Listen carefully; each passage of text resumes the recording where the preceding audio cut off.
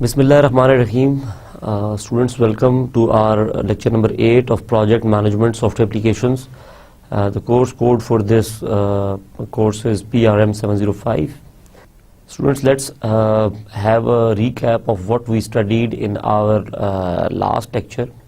Our last lecture included the first topic as timeline. हम लोगों ने timeline के बारे में बात किया, and in timeline we've gone through the process of viewing our a summary of our schedule of our project.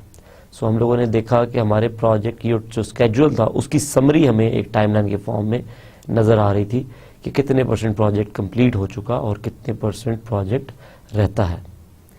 Students, then हम लोगों ने देखे डिफरेंट व्यूज़ के जिन व्यूज़ को हम लोग यूज़ करके अपने माइक्रोसॉफ्ट प्रोजेक्ट को पे काम करेंगे, और उनमें से हर एक व्यू पे हमने थोड़ी डिटेल से बात की. और those views included Gantt chart view. एक गैंट चार्ट व्यू पे हम लोगों ने बात की, जिसके एक तरफ हमने देखा कि हमारे पास एक टेबल था जिसमें हम लोग टास्क एंटर करते थे. टुवर्ड और right side there was time line, और उस पर गैंट चार्ट जो बार्स थी they were representing your schedule. उसके बाद स्टूडेंट्स हम लोगों ने रिसोर्स शीट पे बात की. रिसोर्स शीट पे हम लोगों ने आपको बताया कि we will enter all our resources in which are in our resource pool on this resource sheet, and there were certain columns on that sheet, and we haven't gone through all those columns though, as it is included in our upcoming lectures, but we tried कि हम लोग मोटी मोटी बातचीत कर लें resource sheet के बारे में. स्टूडेंट, उसके बाद हम लोगों ने बात की रिसोर्स यूजेज की, और रिसोर्स यूजेज व्यू में हम लोगों ने देखा कि ऐसा व्यू जिसमें हर रिसोर्स की तमाम एक्टिविटीज़ पे जितना टाइम कंज्यूम्ड है और उसकी जिस जिस तरह से टाइम लाइन पे डिस्ट्रीब्यूशन है, वो तमाम चीज़ें हमें हमारा रिसोर्स यूजेज व्यू दिखा रहा था. So if you want to get an information that how much this resource is working on your project, you can get this information through resource usage view. And if you want this information that how much this resource is working on individual activity of that specific resource, you can also get that information very clearly. And then the distribution of that resource activity duration, कि उसका किस तरह से duration distributed है, किस दिन वो 8 घंटे काम कर रहा है, किस दिन वो 4 घंटे काम कर रहा है, किस दिन वो 5 घंटे काम कर रहा है, वो सारी चीज़ आपको रिसोर्स यूजेज व्यू में नज़र आती है. स्टूडेंट्स, देन हम लोगों ने थोड़ी सी बात की थी टास्क यूजेज के ऊपर कि टास्क यूजेज क्या है. स्टूडेंट्स, टास्क यूजेज व्यू में हमने देखा कि the grouping was on based of tasks instead of those of resources, and under every task there were resources who are working on that specific activity along with their number of hours. Toward right side of this screen of task usage there was a grid, and we discussed that grid is a table like structure. और इस structure में हमें क्या show हो रहा था कि इस एक्टिविटी पे कितना कितना टाइम किस रिसोर्स का कंज्यूम हो रहा है. The major difference between resource usage and task usage was that in task usage the grouping was based on the tasks, and in resource usage the grouping was based on resources. Though the purpose of both are different as well, and when you will be working on your project plan and you will be fine-tuning your project plan, you will understand that these both interfaces has got their own value, their own importance. So when we will progress in the course, we'll see how we use these both views. So then we discussed setting project properties. हम लोगों ने project properties पे बात की थी, और हमने बताया था कि किस तरह से ऑथर और सब्जेक्ट और टाइटल और हमारे प्रोजेक्ट का नाम और हाइपरलिंक और हमारे कमेंट्स जो हैं वो किस तरह से हम लोग अपने प्रोजेक्ट के साथ अटैच कर सकते हैं. स्टूडेंट्स फिर हम लोगों ने देखे प्रोजेक्ट स्टैटिस्टिक्स पे बात किया कि हमारे जो प्रोजेक्ट के मेन स्टैटिस्टिक्स हैं कि उसकी स्टार्ट फिनिश डेट्स, उसके ड्यूरेशन, उसकी परसेंटेजेस, वो सब का सब कुछ जो है वो हम लोग कैसे व्यू कर सकते हैं। हम लोगों ने इस चीज़ के बारे में भी बड़ी तफसील से बात की। Now coming to outline of today's lecture, and keep this thing in mind, all those things which have been left in our last lecture have also been included in this timeline, and this will be our continuous routine, that if some topic is left over in the past outline, we will add it into our next outline so that you don't miss that topic. And inshallah we will cover up all perspectives and all things included in this Microsoft project. So no need to worry about this thing, that something will be left or not. Now students, today we will be discussing one of our views which was left yesterday, and that is network view. हम लोगों ने पिछली class में एक network view को नहीं देखा था, टच नहीं किया था। सो आज हम लोग नेटवर्क व्यू देखेंगे और ये बात करेंगे कि ये व्यू क्यों इम्पोर्टेंट है और इस पर किस तरह की इंफॉर्मेशन शो की जा रही है। उसको हम लोग बात करेंगे सेटिंग प्रोजेक्ट इन्फॉर्मेशन की। स्टूडेंट्स, हम लोगों ने लास्ट लेक्चर में देखा था कि सेटिंग प्रोजेक्ट प्रॉपर्टीज़ कैसे सेट की जाती हैं। आज हम लोग बात करेंगे प्रोजेक्ट इन्फॉर्मेशन की और वो चीज़ें जो कि प्रोजेक्ट इन्फॉर्मेशन में इंक्लूडेड हैं और उसमें से हर एक फील्ड का क्या क्या पर्पज़ है, इस बारे में इंशाल्लाह आज हम तफसीलन बातचीत करेंगे। कुछ बातचीत हमारी होगी चेंजिंग डेट फॉर्मेट पे, कि हमारा जो माइक्रोसॉफ्ट प्रोजेक्ट का डेट फॉर्मेट है वो बाय डिफ़ॉल्ट क्या है और उसको किस तरीके से हम लोग अपने हिसाब से तब्दील कर सकते हैं। स्टूडेंट्स, उसके बाद बातचीत होगी आपकी ऑटोमेटिक स्केजुलिंग पे, और हम लोग देखेंगे कि बाय डिफ़ॉल्ट माइक्रोसॉफ्ट प्रोजेक्ट की स्केजुलिंग टेक्निक्स क्या हैं और किस तरह से ऑटोमेटिक स्केजुलिंग का बेनिफिट क्या है और how you can set your project to automatic scheduling mode. Then students, बात होगी that how you will enter your tasks or activities in your project। अब अपने प्रोजेक्ट पे टास्क या एक्टिविटीज़ किस तरह से एंटर करेंगे। सो हम लोग टास्क एक्टिविटीज़ एंटर करने पे तफसील से बातचीत करेंगे, और देन हम लोग बात करेंगे वर्किंग टाइम्स पे कि क्या क्या वर्किंग टाइम्स हो सकते हैं, किस तरह से किसी कंपनी या दूसरी कंपनी से वर्किंग टाइम वेरी कर सकते हैं, और उन वर्किंग टाइम्स को हैंडल करने के आइडियल वेज क्या होने चाहिए, और ये देखना कि क्या माइक्रोसॉफ्ट प्रोजेक्ट आपको वो तमाम वेज अलाउ करता है कि नहीं करता, या उनमें से कौन कौन से तरीके ये आपको अलाउ करता है।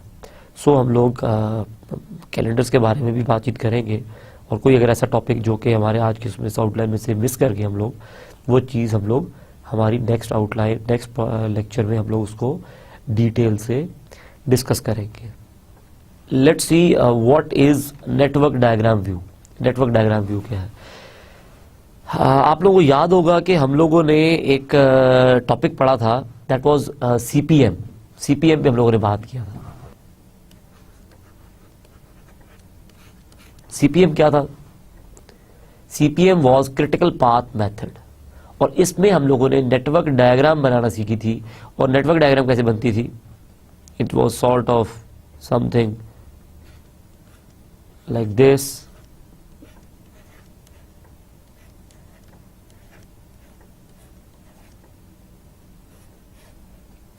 इस तरह की एक डायग्राम थी जिसे नेटवर्क डायग्राम कहते थे। एक्टिविटी का नाम यहाँ पे हम लोग लिखते थे और यहाँ पे हम लोग एक्टिविटी ड्यूरेशन लिखते थे। स्टूडेंट्स, जो नेटवर्क व्यू है आपका, वो आपको वो नेटवर्क डायग्राम जो कि आपने मैन्युअली बनाई थी वो आपको यहाँ पे बना के शो कर देता है।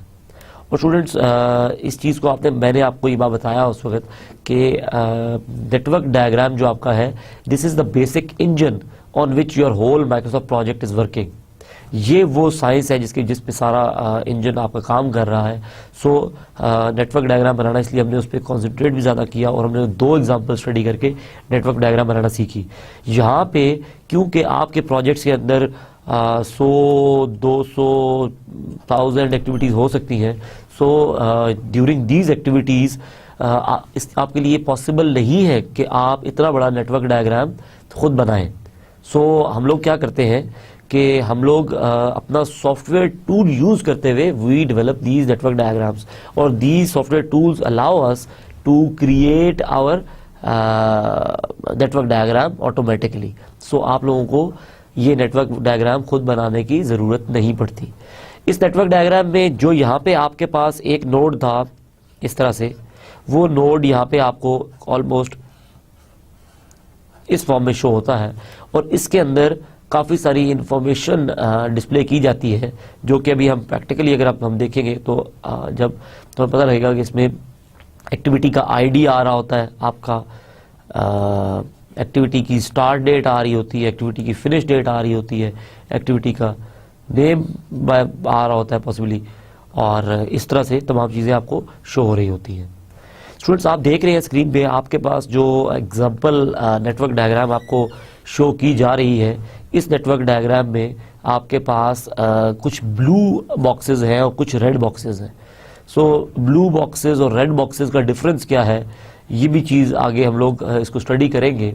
और यहाँ पे थोड़ा हल्का सा मैं बताता चलूँ आपको कि blue activities are non critical activities and red activities are critical activities. So red activities are critical activities and blue are they are non critical activities. So students, इस तरह से हमारा जो नेटवर्क डायग्राम व्यू है वो हमें help out करेगा, और इसको हम कई जगहों पे यूज भी करेंगे। किस तरह से इसको देखा जाएगा, किस तरह से एक्सेस किया जाएगा।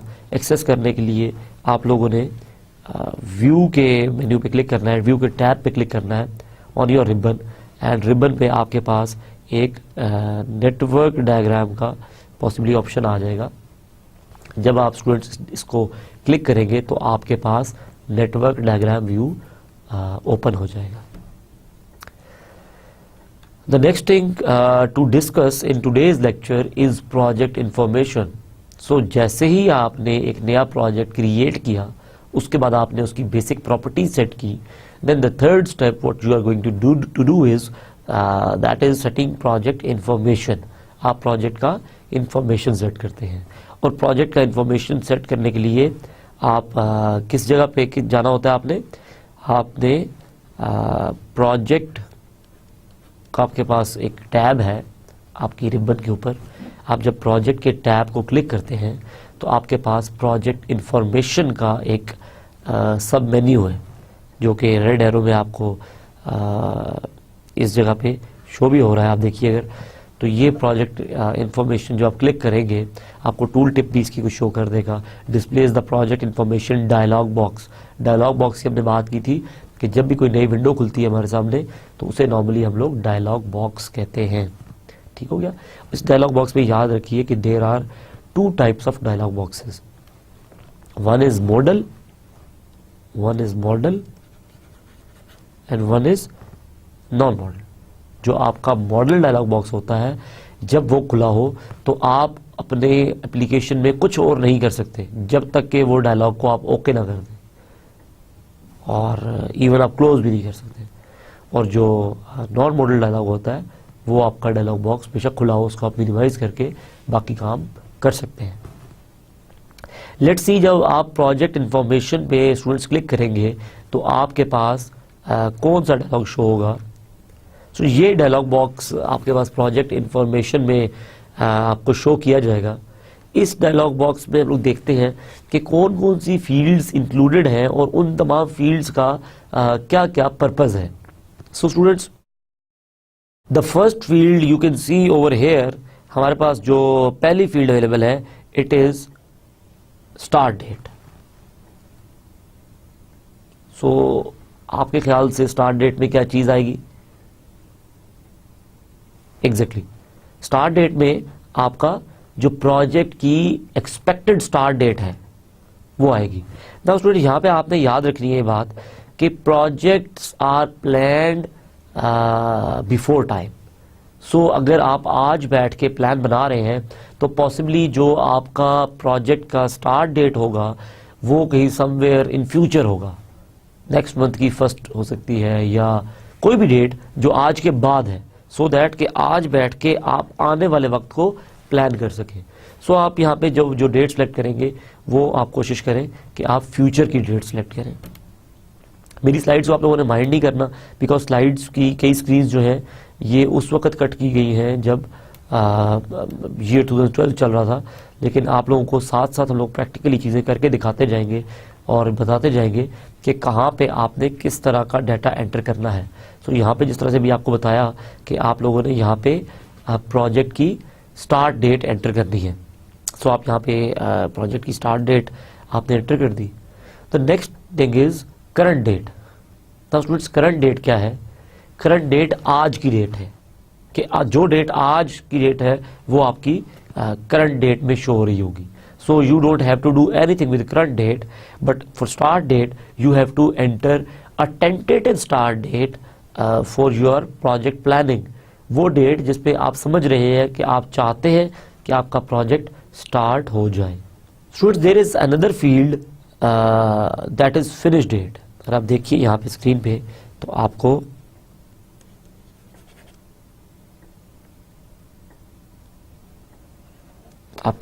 फिनिश डेट नजर आ रहा होगा।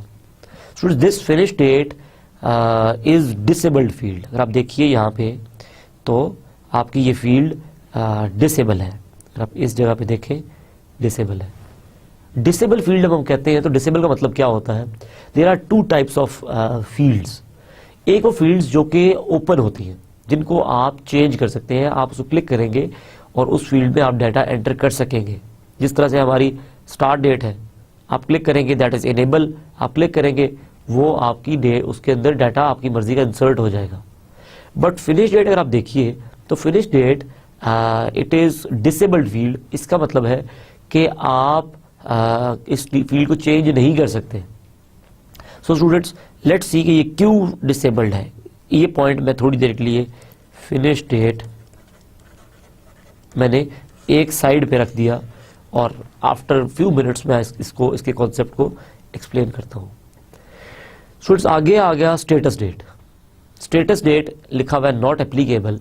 अभी हमारी स्टेटस डेट कोई सिलेक्टेड नहीं है और स्टेटस डेट का पर्पस क्या है और ये क्यों सिलेक्ट की जाती है ये हम अपने अपकमिंग लेक्चर्स में देखेंगे।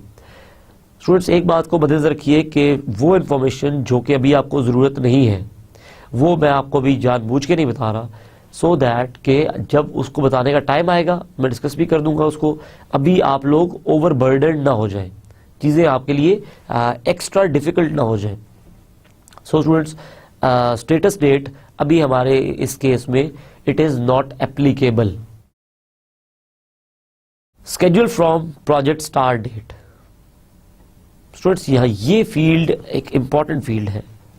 स्केड्यूल फ्रॉम कह रहा है कि आपने जो अपना प्रोजेक्ट प्लान को स्केड्यूल करना है वो कहां से करेंगे। यहां पे वो आपको दो ऑप्शन दे रहा है, एक है प्रोजेक्ट स्टार्ट डेट और एक है प्रोजेक्ट फिनिश डेट, जो कि जब मैं आपको एप्लीकेशन में जाके दिखाऊंगा अभी तो आपको नजर भी आएगा कि जब आप इसको ड्रॉप डाउन करेंगे तो इसके अंदर दो ऑप्शंस होंगे, प्रोजेक्ट स्टार्ट डेट और प्रोजेक्ट फिनिश डेट। इसका पर्पस क्या है? वो आपको ऑप्शन दे रहा है कि आप अपना प्रोजेक्ट प्लान स्टार्ट डेट से करना चाहते हैं या फिनिश डेट से करना चाहते हैं। स्टूडेंट्स, नॉर्मली प्लानिंग में हमारे पास दो तरीके होते हैं। एक तरीका ये होता है कि आप प्रोजेक्ट की स्टार्ट डेट सेलेक्ट करते हैं और एक्टिविटीज करते करते करते करते you reached some finish date. आप कहते हैं कि मेरी फिनिश डेट ये बनेगी। इस केस में आप पहले काम को पहला काम लिखते हैं, फिर उसका ड्यूरेशन लिखते हैं, फिर दूसरा काम, फिर उसका ड्यूरेशन, फिर उसका लिंक पहले काम से, फिर तीसरा काम, फिर उसका लिंक दूसरे काम से, जिस तरह चलता जाता है आप प्रोजेक्ट प्लान लिखते जाते हैं और फिनिश डेट आपकी कैलकुलेटेड होती है। फिनिश डेट आपके लिए आपका जो सॉफ्टवेयर है वो खुद कैलकुलेट करता है। दूसरा तरीका क्या है प्रोजेक्ट प्लान करने का?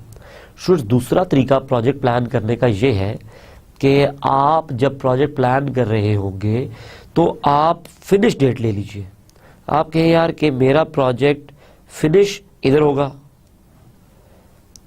तो फिनिश करने के लिए मुझे इस एक्टिविटी इतना टाइम लगाना चाहिए, इस पे इतना, इस पे इतना, इस पे इतना और इस पे इतना। अल्टीमेटली ये वो डेट है जब मैं प्रोजेक्ट स्टार्ट करूं तो मैं प्रोजेक्ट यहां पे फिनिश कर सकता हूं।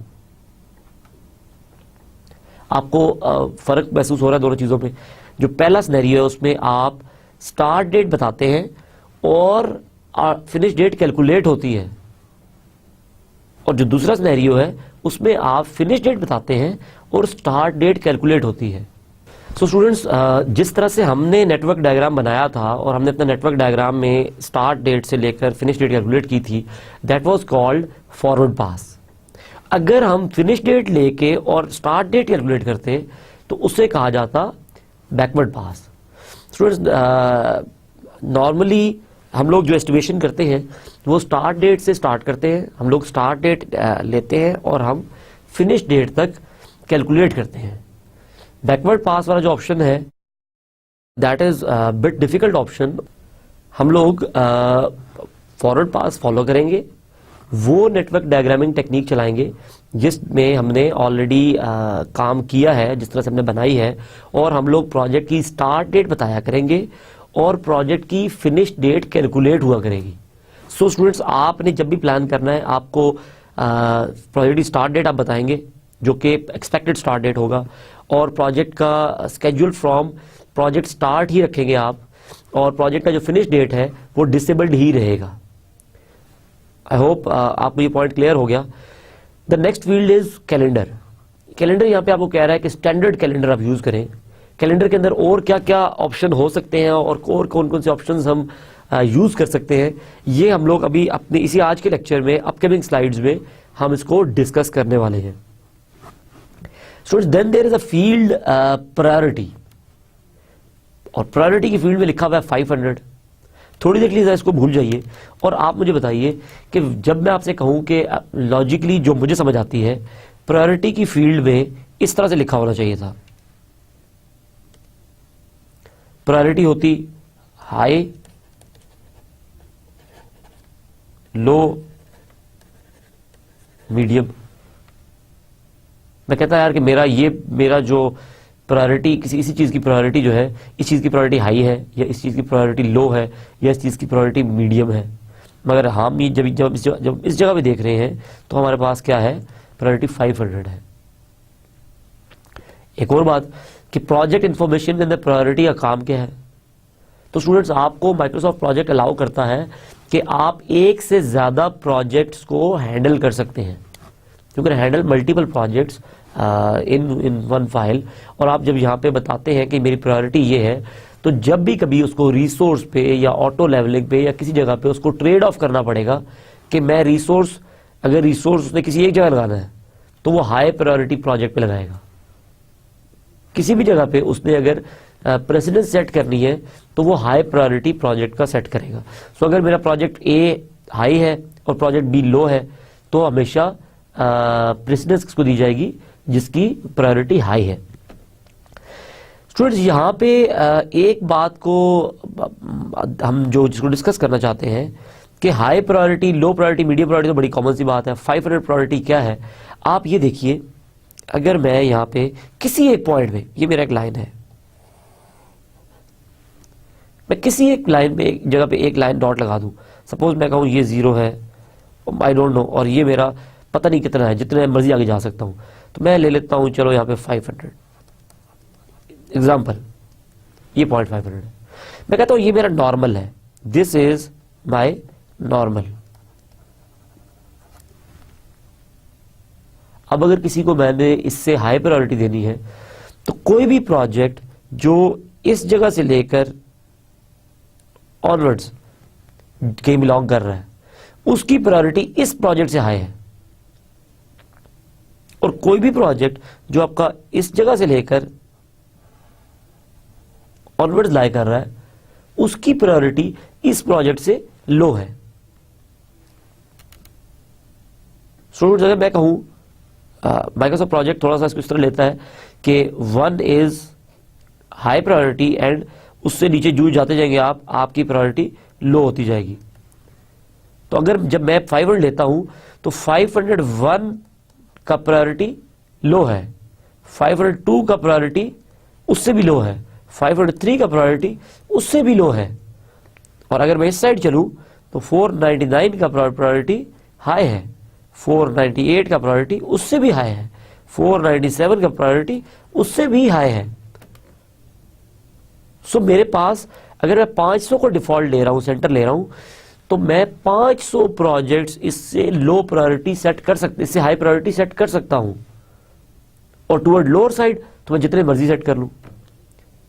सपोज करें आप यहां पे कहते हैं कि मेरी कंपनी तो बहुत सारे प्रोजेक्ट प्लान करती है और बहुत सारे प्रोजेक्ट्स पे काम करती है, इसलिए मेरे लिए ये 500 प्रायोरिटी कम है। हो सकता है कि मैं इसको 500 दूं और मेरे 10,000 प्रोजेक्ट्स आ जाए जो कि इससे हाई प्रायोरिटी हो। तो आप इसकी जगह पे यहाँ पे 10,000 भी लिख सकते हैं। तो अगर जब आप यहाँ 10,000 लिखेंगे तो इस जगह पे आपका 500 के बजाय 10,000 आ जाएगा, और 10,000 से इस तरफ की सारी प्रायोरिटी हाई होगी और इस तरफ की सारी प्रायोरिटी लो होगी। सो ये जो प्रायोरिटी असाइन करने का मैकेनिज्म है, ये माइक्रोसॉफ्ट प्रोजेक्ट ने आपको आपकी रिलैक्सेशन के लिए और आपकी ईज के लिए सेट कर दिया है, ताकि आप बड़ी आसानी से चीज़ों को मैनेज कर सकें।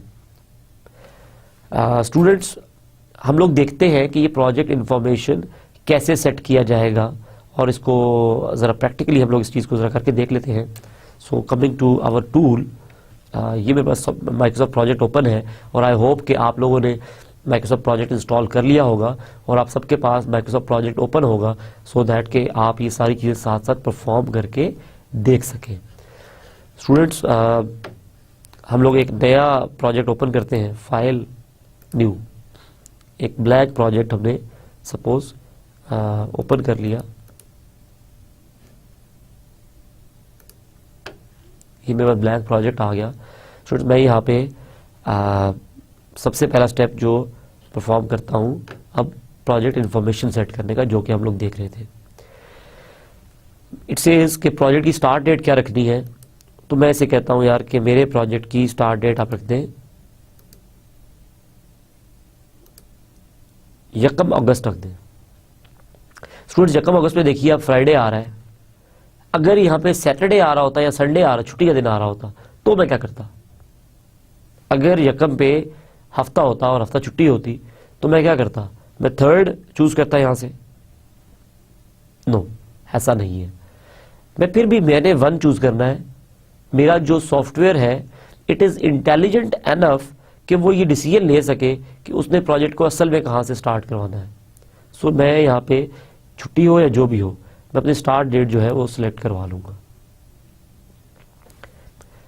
करंट डेट मुझे चेंज करने की जरूरत नहीं है, बिकॉज करंट डेट, आज की डेट मेरी ऑलरेडी बिल्कुल ठीक आ रही है।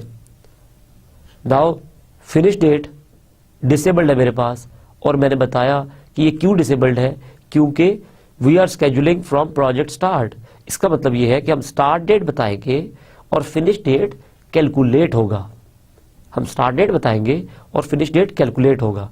अगर मैं यहाँ पे प्रोजेक्ट फिनिश कर दूं, जो कि दूसरा ऑप्शन है मेरे पास, तो अब आप देखिएगा कि आपकी प्रोजेक्ट स्टार्ट डेट डिसेबल हो गई, क्योंकि स्टार्ट डेट ने कैलकुलेट होना है, और प्रोजेक्ट फिनिश डेट इनेबल हो गई। अब मैं चाहूं तो यहाँ पे बता सकता हूं कि मैंने प्रोजेक्ट खत्म इस तारीख को करना है और उल्टा प्लान करना स्टार्ट करूं तो प्रोजेक्ट स्टार्ट डेट कैलकुलेट हो जाए।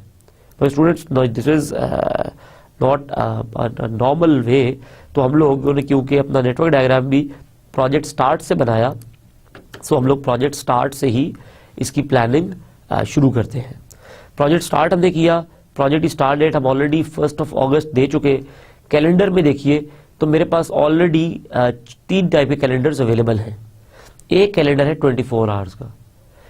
24 आवर्स का कैलेंडर का मतलब ये है कि मेरी कंपनी में 24 घंटे काम होता है।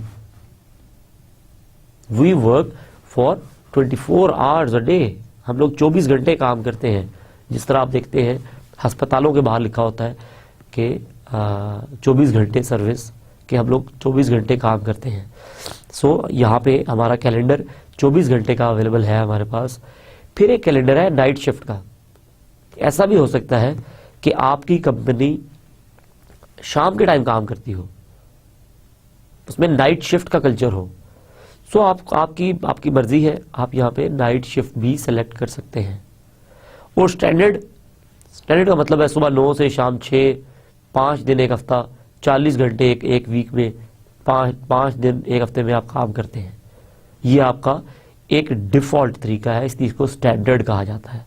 सो हम क्या कर सकते हैं, हम यहाँ पे स्टैंडर्ड सिलेक्ट कर सकते हैं। स्टूडेंट्स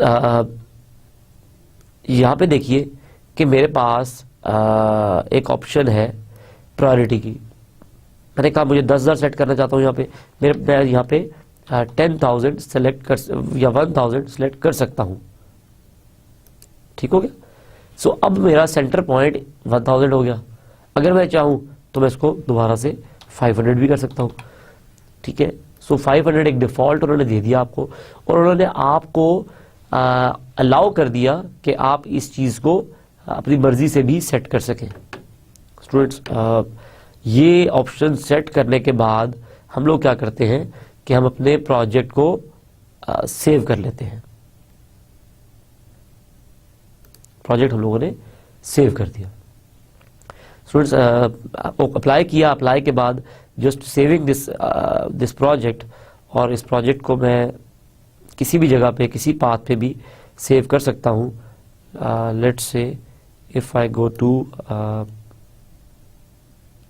टू माय डेस्कटॉप, अगर मैं डेस्कटॉप पे जाना चाहूँ,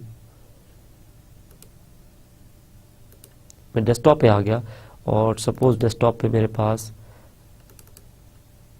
मैं यहाँ पे इसका नाम दे देता हूँ my sample project. So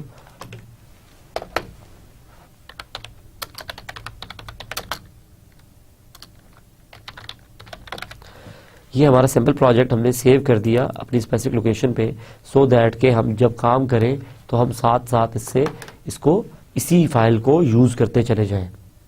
coming back to our slide students, project information पे स्टूडेंट्स हमने बात कर लिया, और इसको हमने प्रैक्टिकली करके भी देख लिया। Now next thing is changing date format. Students normally जो डेट फॉर्मेट हमारे विंडोज़ में या हमारा माइक्रोसॉफ्ट प्रोजेक्ट यूज़ कर रहा होता है, वो पॉसिबिलिटी है कि वो डेट फॉर्मेट आपका कौन सा हो। It may be month, day और ईयर। आपका ये डेट फॉर्मेट हो सकता है। जब मैं कहता हूँ ये डेट फॉर्मेट, इसका मतलब ये है कि आपकी तारीख इस तरह लिखी जाए। सपोज अगर आज सपोज करें कि अगर मैंने देनी है डेट, अगर मैं दे दूं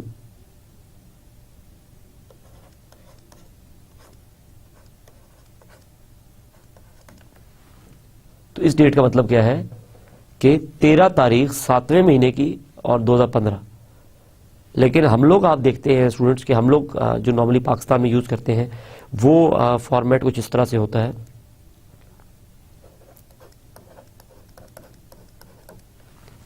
ये डेट फॉर्मेट हम यूज करते हैं। सो इस डेट फॉर्मेट को किस तरह से हम लोग इनेबल कर सकते हैं, इस चीज को थोड़ा सा देख लेते हैं। अच्छा स्टूडेंट्स, यहाँ पे एक बात को और मद्देनजर रखिए कि जितनी भी नॉर्मली अच्छी सॉफ्टवेयर एप्लीकेशंस होती हैं वो ये तमाम सेटिंग्स कहाँ से उठाती हैं, आपकी विंडोज़ की लोकल सेटिंग्स है। उसकी रीज़न ये होता है कि अगर मैं अपनी विंडोज़ की लोकल सेटिंग जाके पाकिस्तान के फॉर्मेट पे कर दूं तो फिर तमाम की तमाम एप्लीकेशंस में मुझे वही सेटिंग नज़र आनी चाहिए। मुझे वही सेटिंग मुझे जब नज़र आएगी तो ये मेरे लिए कन्वीनियंट है, बजाय इसके कि मैं जो एप्लीकेशन इंस्टॉल करूं उस एप्लीकेशन में जाके दोबारा से डेट टाइम सेट करूं। तो इस चीज़ को स्टूडेंट्स हम लोग जो है किस तरह से सेट करेंगे, इस चीज़ को देख लेते हैं हम लोग कि कैसे इस ऑप्शन को हम लोग सेट करेंगे। स्टूडेंट चेंजिंग डेट फॉर्मेट के लिए आपने क्या करना है कि आप अपनी विंडोज के कंट्रोल पैनल में जाएंगे। आपका जो आप एडमिनिस्ट्रेटर से आपको लॉगिन होना चाहिए, गेस्ट यूजर से पॉसिबली आपको इसमें हर्डल आ सकता है। आपने क्या करना है स्टूडेंट्स कि आपने कंट्रोल पैनल पे लॉगिन करना है, और कंट्रोल पैनल में जब आप लॉगिन करेंगे तो आपके पास एक ऑप्शन है which is clock, language and region. Regional settings जो आपकी हैं इनको आप क्लिक कर देंगे। जैसे ही आप इनको क्लिक करेंगे स्टूडेंट्स तो आपके पास ये विंडो खुल जाएगी। स्टूडेंट्स इस विंडो में आपके पास रीजनल ऑप्शन में डेट और टाइम का ऑप्शन है, रीजन एंड लैंग्वेज का ऑप्शन है, डिफरेंट ऑप्शंस हैं। सपोज करें कि आप चेंज डेट, टाइम और नंबर फॉर्मेट, आप इसको क्लिक कर लीजिए। अगर आप इस ऑप्शन को क्लिक कर लें, इसी ऑप्शन को आप विंडोज एक्सपी में थोड़े से डिफरेंट अंदाज में एक्सेस कर रहे होंगे, लेकिन मोर और लेस आपकी जो फ्लो ऑफ क्लिकिंग है वो यही होगा। सो आपने change the date, time format आपने चेंज कर दिया, और इसको चेंज करके जब आपने क्लिक किया तो आप कहाँ मूव कर गए, आपके पास स्टूडेंट्स ये डायलॉग बॉक्स आपके पास अपीयर हो जाएंगे। और ये दो डायलॉग बॉक्स है स्टूडेंट्स। एक तरफ आपको विंडोज एक्सपी का डायलॉग दिखा दिया मैंने, this is XP and this is Windows 7। क्योंकि आजकल ये दोनों ऑपरेटिंग सिस्टम्स काफ़ी इन है, इसलिए इन दोनों ऑपरेटिंग सिस्टम्स को आपके सामने इनका डायलॉग बॉक्स मैंने शो कर दिया है। स्टूडेंट जब आप इस डायलॉग पे आएंगे तो इस डायलॉग में आपके पास डेट का एक स्पेसिफिक ऑप्शन है कि आप डेट यहाँ से सेट कर सकते हैं। आपके पास नंबर्स हैं, करेंसी है, टाइम है और साथ डेट है। तो स्टूडेंट हमने डेट को क्लिक किया और डेट में शॉर्ट डेट फॉर्मेट में हम लोगों ने क्या टाइप कर दिया, हमने कह दिया कि पहले मुझे डी दिखाओ, फिर दिखाओ और फिर ईयर दिखाओ। इसका मतलब ये है कि जब हमने ये डेट फॉर्मेट सेट किया तो हमें कुछ डेट इस तरह से नजर आएगी 17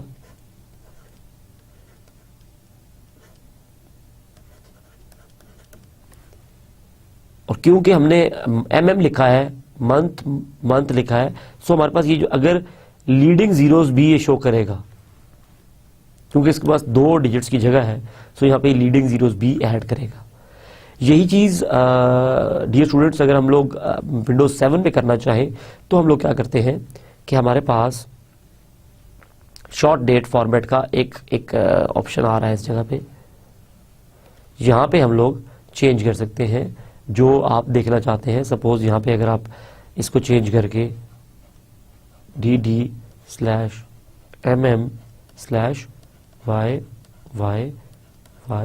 और y, ये चीज़ अगर आप यहाँ पे चेंज कर दें तो स्टूडेंट्स आपका विंडोज़ का टाइम चेंज, विंडोज़ की डेट सेटिंग, विंडोज़ की जो डेट फॉर्मेटिंग है वो चेंज हो जाएगी।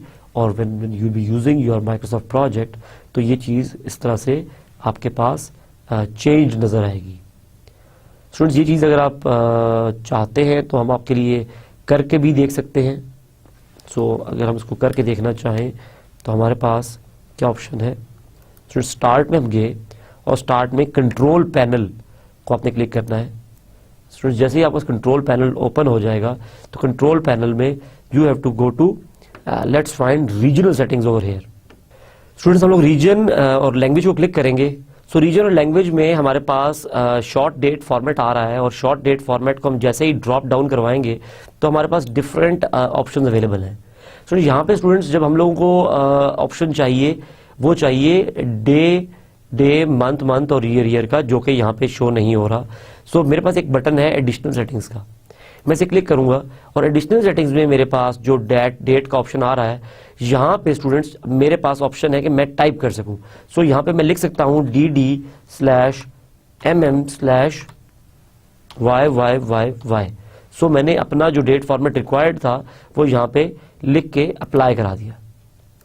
जैसे ही मैं इसे अप्लाई करूंगा तो आप देखिए कि यहाँ पे मेरे पास मेरी मर्जी का जो डेट फॉर्मेट है वो यहाँ पे आ गया और इसको मैं सारे को जब मैंने अप्लाई कर दिया ओके तो I have done with my date settings. So students this is how we normally do date settings, we perform date settings, और हमारे सामने अवेलेबल भी है यही स्क्रीन जो कि मैंने भी आपको प्रैक्टिकली करके भी दिखा दिया। और next thing is setting to automatic schedule. Now इसका मतलब क्या है, इसका मकसद क्या है, इस चीज़ में हम लोग क्या चीज़ देखेंगे। स्टूडेंट्स देखिए कि जब भी आप अपने माइक्रोसॉफ्ट प्रोजेक्ट में टास्क को एंटर करना स्टार्ट करेंगे तो क्या होगा कि आपके पास एक इस तरह का आइकन नज़र आना शुरू हो जाएगा। आपको एक आपको आइकन इस तरह का पिन टाइप आइकन आपको नज़र आएगा जो कि सॉर्ट ऑफ इस तरह से बना होगा, कॉमन पिन टाइप का, और ये आपको ये कह रहा होगा कि आपका जो स्केड्यूलिंग है वो मैनुअली सेट है। मैनुअली सेट का ऑप्शन का मतलब क्या होता है? तो मैनुअली सेट का मतलब ये होता है कि आपका जो भी लिंक्स हैं और जो भी आपका गैंट चार्ट की प्लेसमेंट है वो ये खुद कैलकुलेट नहीं करेगा। जो डेट्स हैं वो ये खुद कैलकुलेट नहीं करेगा, वो आप अपनी मर्जी से कैलकुलेट करेंगे। नाउ स्टूडेंट्स, क्योंकि ये वो चीज़ नहीं है जो हम चाहते हैं। हम लोग चाहते हैं कि सॉफ्टवेयर हमें पूरी तरह से मदद करे और सॉफ्टवेयर हमें ये चीज़ करके दिखाए, हमारे लिए खुद कैलकुलेट करे। तो हम लोग इस ऑप्शन को डिसेबल करते हैं। ना इस ऑप्शन को डिसेबल करने का तरीका क्या है हमारे पास, कि हम स्टूडेंट्स जाएंगे फाइल के मेन्यू में, और फाइल के मेन्यू में हमारे पास ऑप्शन है ऑप्शंस का। अब देखिए तो हमें यहाँ पे इस जगह पे ऑप्शंस का एक बटन मिल रहा है। स्टूडेंट्स ये ऑप्शंस आपके पूरा एनवायरनमेंट सेट करने के काम आती हैं, और कभी भी आप किसी चीज़ को अगर डिफ़ॉल्ट सेट करना चाहें या किसी ऑप्शंस को या सेटिंग को चेंज करना चाहें तो आप लोग इस ऑप्शन को एक्सेस करेंगे। सो आप जैसे इसको क्लिक करेंगे स्टूडेंट्स तो आपके पास ये वाला डायलॉग बॉक्स आपके सामने ओपन हो जाएगा, और इस डायलॉग बॉक्स में अगर आप गौर से देखिए तो आपके पास इस एरिया में डिफरेंट टैब्स नज़र आ रहे हैं। टैब्स का मतलब ये है कि जब आप जनरल क्लिक करेंगे तो इस एरिया में आपके पास जनरल की रिलेटेड प्रॉपर्टीज शो होना शुरू हो जाएंगी। जब आप डिस्प्ले को क्लिक करेंगे तो इस एरिया में आपके पास डिस्प्ले से रिलेटेड प्रॉपर्टीज शो होना शुरू हो जाएंगी, और जब आप स्केड्यूल को क्लिक करेंगे तो इस एरिया में आपके पास स्केड्यूल से रिलेटेड प्रॉपर्टीज शो होना शुरू हो जाएंगी। स्टूडेंट्स हम लोगों ने इस वक्त क्योंकि इसको मैनुअल स्केड्यूलिंग से ऑटोमेटिक स्केड्यूलिंग पे लेके आना है, सो हम लोग क्या करते हैं कि हम लोग स्केड्यूल को क्लिक करेंगे, और जब हम स्केड्यूल को क्लिक करेंगे तो जो इस एरिया में आपकी प्रॉपर्टीज शो हो रही हैं वो तमाम प्रॉपर्टीज स्केड्यूल से रिलेटेड हैं। हम लोगों ने क्या चेंज करना था, हम लोगों ने स्केड्यूलिंग को मैनुअल से ऑटोमेटिक पे लेके आना था। सो उसके लिए स्टूडेंट्स हमारे पास आपको नजर आएगा यहाँ पे एक ऑप्शन है, it says new task created. जब नया टास्क क्रिएट हो, जब भी मैं नया टास्क क्रिएट करूं तो क्या करना है, वो कहते हैं तो आपने ये करना है कि you have to schedule it automatically. आपने ऑटोमेटिक स्केड्यूल करना है, ऑटो स्केड्यूल्ड। जब भी नया टास्क क्रिएट हो तो वो ऑटो स्केड्यूल्ड हो। तो स्टूडेंट आप इस चीज़ को बार बार मैनुअल से ऑटोमेटिक करने से बच जाएंगे, और ये आपकी सेटिंग जो है ये आपकी माइक्रोसॉफ्ट प्रोजेक्ट सेव कर लेगा, और हमेशा जब भी आप नया टास्क क्रिएट किया करेंगे वो ऑटोमेटिक स्केड्यूल से क्रिएट होगा, और ऑटोमेटिक स्केड्यूल ठीक तरीका है। सो आई होप कि आप लोग अपने सिस्टम्स के सामने बैठे हैं, और मैं आपको ये रिकमेंड करूंगा कि आप ऐसा कीजिए कि आप इस ऑप्शन में जाइए और न्यू टास्क क्रिएटेड में जाके ऑटो स्केड्यूल को सिलेक्ट करें और क्लिक ओके ओवर हियर। इस ओके को क्लिक कर दें ताकि ये चीज़ आपके पास सेव हो जाए। स्टूडेंट्स नेक्स्ट देखते हैं क्या चीज़ है हमारे पास। ये देखिए ज़रा, अगर आप इस जगह पे देखें तो आपके पास पहले इस ये जो आपका ये एरिया था, इस एरिया में आपको एक पिन टाइप चीज शो हो रही थी। स्टूडेंट्स अब उसने आपके लिए एक डिफरेंट आइकन शो कर दिया है जो कि आपको शो कर रहा है कि आपकी ये जो तमाम एक्टिविटीज़ हैं ये तमाम एक्टिविटीज़ अब ऑटोमेटिक स्केड्यूलिंग मोड में है। सो स्टूडेंट आपने ये दोनों आइकन याद रखने हैं। एक आइकन जो आपको ये शो हो रहा है, और एक आइकन में जो ब्लू पिन बनी हुई आती है। सो जब आप प्लान स्टार्ट करें तो आपकी एक्टिविटीज़ को ब्लू पिन के मोड में नहीं होना चाहिए, उनको ऑटोमेटिक स्केड्यूलिंग में होना चाहिए। इस चीज़ को हम लोग थोड़ा सा करके देख लेते हैं प्रैक्टिकली कि ये चीज़ प्रैक्टिकली किस तरह से होती है। स्टूडेंट्स, ये हमारे पास माइक्रोसॉफ्ट प्रोजेक्ट आ गया। आप देखिए कि अगर मैं ऑटोमेटिक स्केड्यूलिंग को क्लिक ना करूं, अगर मैं देखता हूं मेरे पास अभी डिफ़ॉल्ट ऑप्शन क्या सेट है, फाइल, ऑप्शंस, स्केड्यूल, और स्केड्यूल में मेरे पास मैनुअली स्केड्यूल सेट है। जब ये मैनुअली स्केड्यूल सेट है और मैं यहाँ पे आके अगर मैं एंटर करूँ टास्क, सपोज मैं एंटर करता हूँ टास्क 1,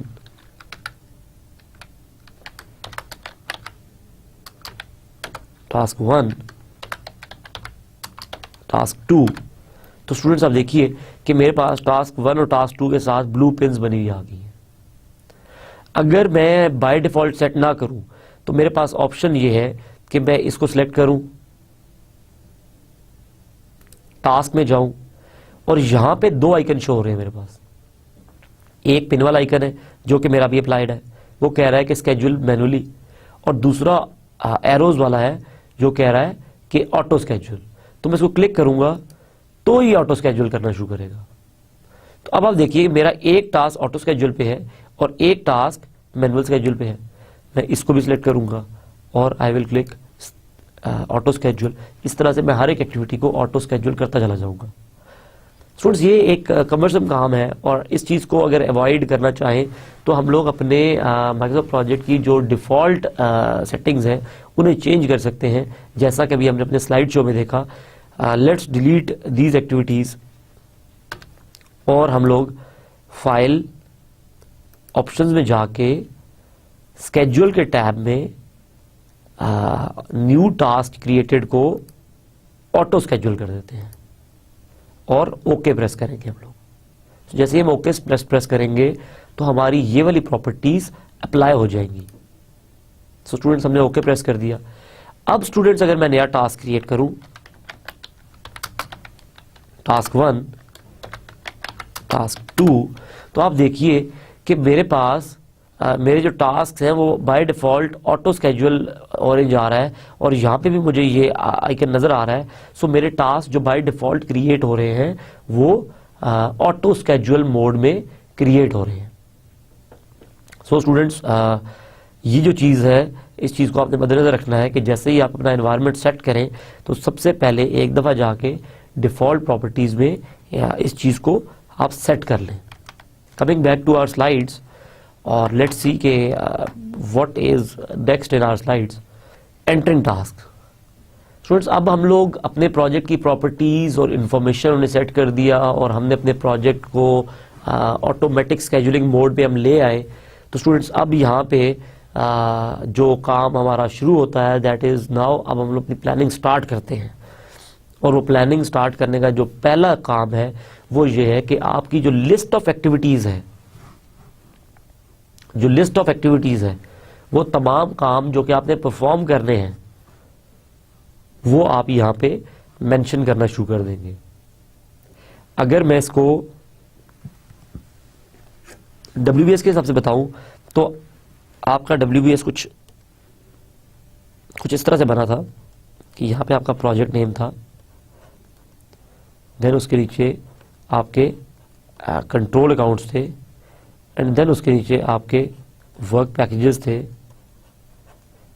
वर्क पैकेजेस काफ़ी लंबे चल सकते हैं और फिर हर वर्क पैकेज के नीचे उसकी एक्टिविटीज़ थी। स्टूडेंट्स, आपने ये जो एक्टिविटीज़ हैं, जो आपके ट्री के लीव्स हैं, वो आपने उनको एज एक्टिविटी लिस्ट लेना है और यहाँ पे एंटर करना है। अभी फॉर टाइम बीइंग हम ये देखते हैं कि हमारे WBS की जो लीफ एक्टिविटीज़ थी, जो लीव्स थे, उन लीव्स को हमने यहाँ पे एंटर करना शुरू कर देना है। वो तमाम छोटे छोटे टास्क जो कि हमने अपने बड़े प्रोजेक्ट को डिवाइड करके आइडेंटिफाई किए, वो आपने यहाँ पे एंटर करना है।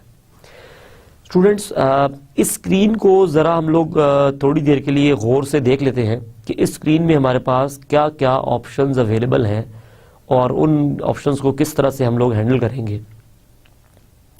स्टूडेंट्स सबसे पहले आप देखिए तो मेरा पहला आइकन है जिसमें मुझे आई का साइन शो हो रहा है ब्लू कलर का, वो किधर है, ये स्टूडेंट मेरा ये जो आइकन है, जो मैं अपने प्रोजेक्ट पे काम करता चला जाऊंगा, यहाँ पे मुझे ड्यूरिंग द कोर्स ऑफ काम मुझे यहाँ पे डिफरेंट आइकन या डिफरेंट फ्लैग्स या डिफरेंट इंडिकेटर्स या डिफरेंट साइंस शो होते चले जाएंगे। कभी मैं कोई कॉन्स्ट्रेंट अप्लाई कर दूंगा तो उस कॉन्स्ट्रेंट के अगेंस्ट यहाँ पे मुझे कोई एक स्पेसिफिक आइकन, कोई फ्लैग, कोई इंडिकेटर शो कर देगा।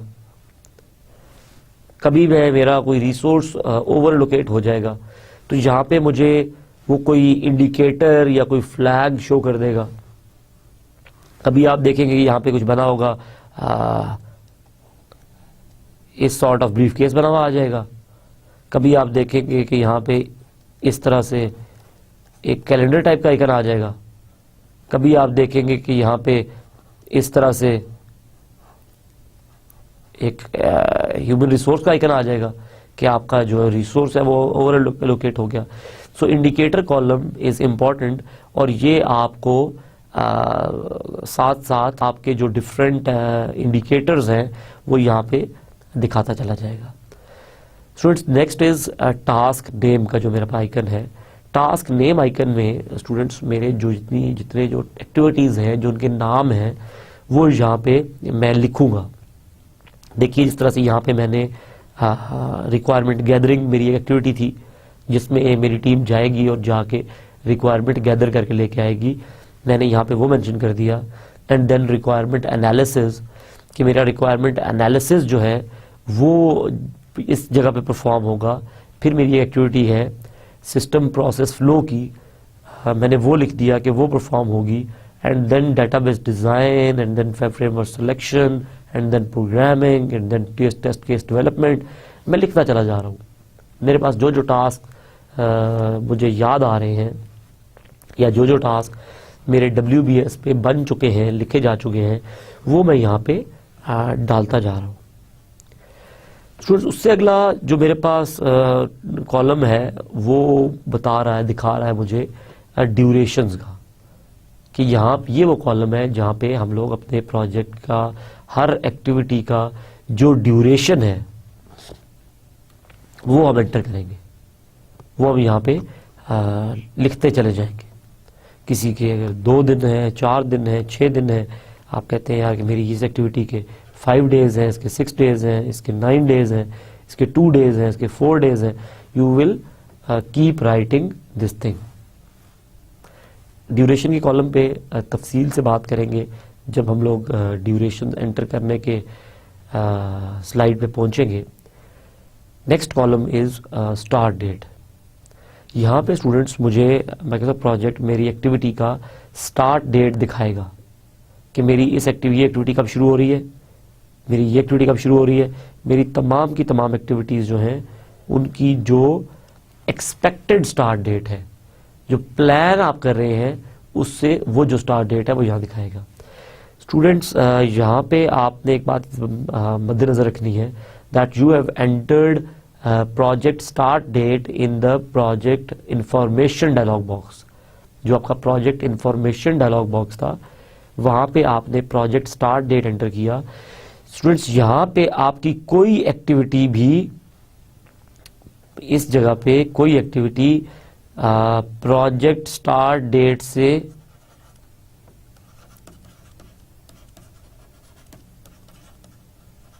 लेस नहीं होगी, उससे पीछे की नहीं होनी चाहिए।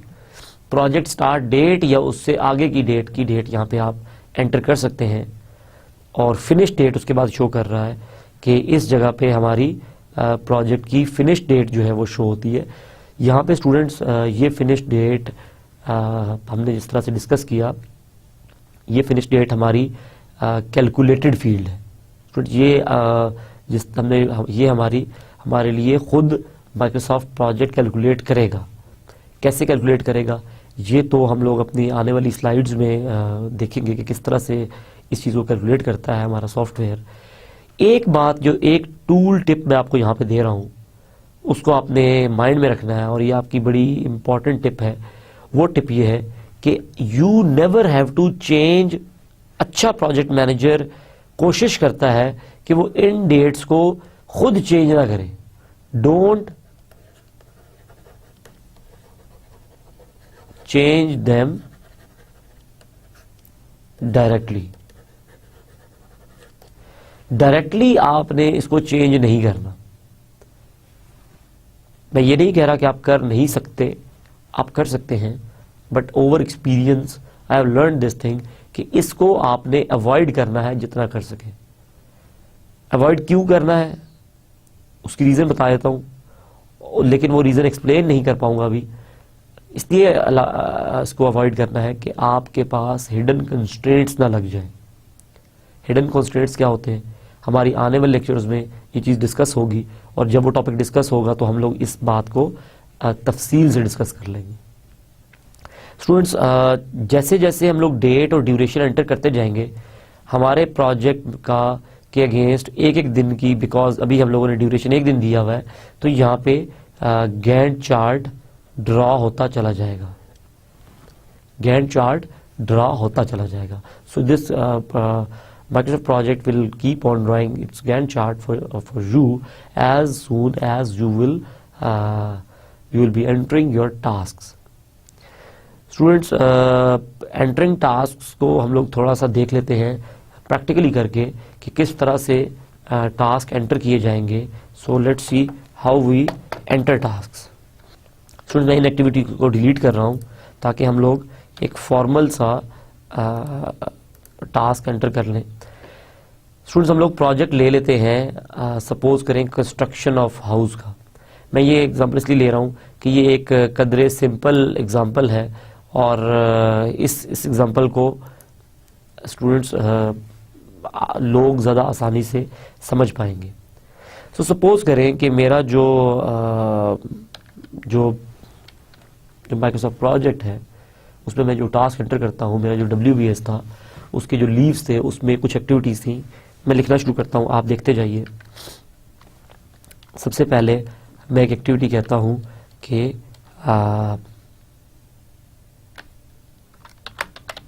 Identify architect.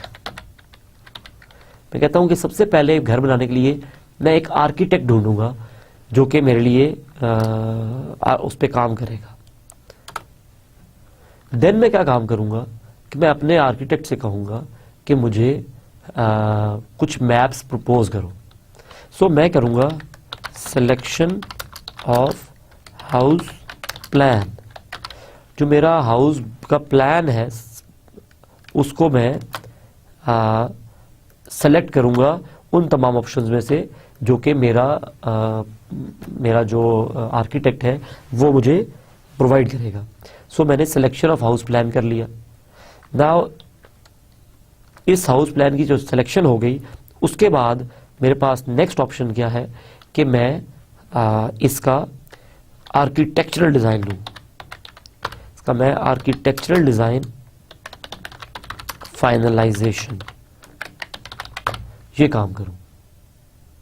तो स्टूडेंट्स, जब आर्किटेक्चरल डिजाइन फाइनलाइजेशन मेरा हो गया उसके बाद मैं कहता हूं कि मैं इसका स्ट्रक्चरल डिजाइन